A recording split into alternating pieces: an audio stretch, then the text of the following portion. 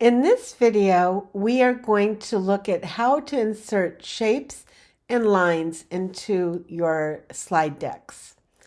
So here we have a picture of cat and two dogs. And there may be instances where you want to call out a particular object within a group of objects. Shapes and lines are great to do that.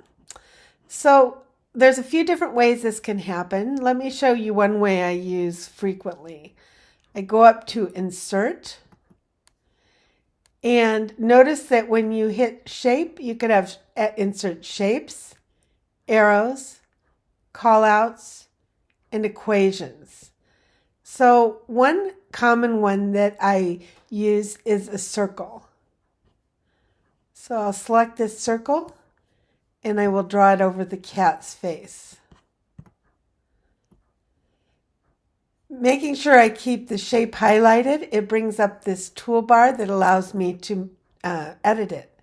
The first thing I want to do is click on the bucket and make the center transparent. Then I'm going to click on the border color and I'll make it red, a bright red. And then I'll click on the border weight and make it heavier. And this way I've drawn a circle around the cat and made it obvious that that's where it is. So that's one way you can do things. Okay, let's look at another option. Insert, Arrows, and I'm going to pick this arrow. I'll draw it in there. And maybe I want to point out that this is a dog. So I'll click in it. This time I need a white background.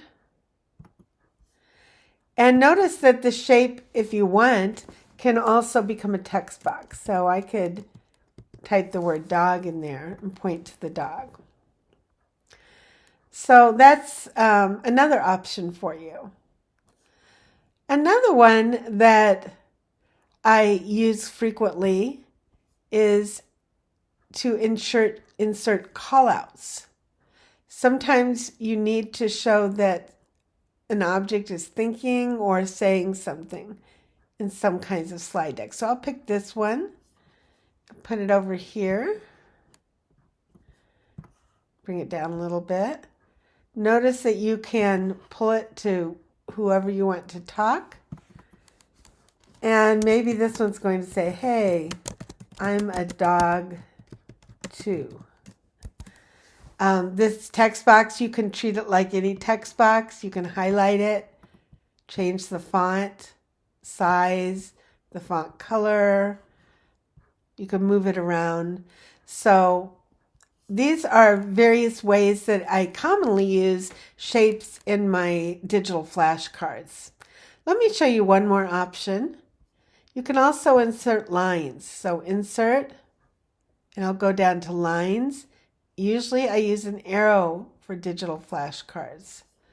So let's say I want to draw an arrow to point to the cat. I bring it up here, point to the cat, and you can't really see the arrow right now, but I can change it to red or whatever color I want, and I can make it heavier, and now it becomes obvious.